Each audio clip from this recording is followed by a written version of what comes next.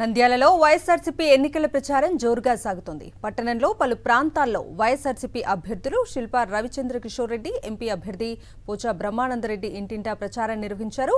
పేదలకు అందే సంక్షేమ పథకాలను అడ్డుకోవటం తెలుగుదేశం పార్టీకి సరికాదని, వచ్చే ఎన్నికల్లో వైఎస్ఆర్సీపీ జెండా ఎగరటం ఖాయమని అభ్యర్థులు అన్నారు.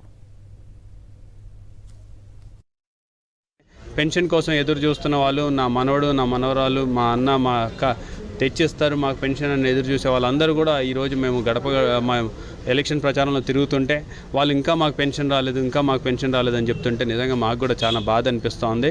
మరి వ్యవస్థ మీద ఇంత కక్షగట్టి, ఇంత కుళ్ళుతోటి ఈరోజు వ్యవహరిస్తున్నటువంటి తెలుగుదేశం పార్టీ నాయకులకి ఖచ్చితంగా ప్రజలు బుద్ధి చెప్తారు. ఎందుకంటే ఈరోజు వాళ్ళ పొట్టగొట్టినటువంటి పరిస్థితి, వాళ్ళు ఏదైతే 3,000 రూపాయలతోటి నెలంతా గడుపుతారో మరి ఆ పరిస్థితి ఈరోజు వాళ్ళకి కాకుండా చేసినటువంటి తెలుగుదేశం నాయకులకి రానున్న రోజుల్లో తగిన గుణపాఠం నేర్పిస్తారని చెప్పడం.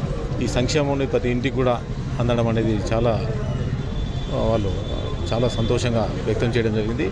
వాళ్ళు ప్రజలే చెప్తున్నారు, మేము డెఫినెట్గా మిమ్మల్ని అత్యధిక మెజార్టీతో గెలిపిస్తాము, మాకు జగనే సీఎం కావాలనే ఉద్దేశంతో ప్రజలంతా ఉన్నారు. డెఫినెట్ కూడా ఫ్యూచర్లో జగన్ సీఎం అవుతాడు, ఎమ్మెల్యే ఎంపీ గారు కూడా అత్యధిక మెజార్టీతో ఇక్కడ గెలిపిస్తారని ప్రజలే వాళ్ళ అభిప్రాయం చెప్పడం జరిగింది. ముఖ్యంగా బాధాకర విషయం ఏమంటే ఈ వాలంటీర్ వ్యవస్థను వాళ్ళు ఎలక్షన్ కమిషన్కు ఫిర్యాదు చేసి వాళ్ళని తీసేయడం అనేది చాలా బాధాకరము.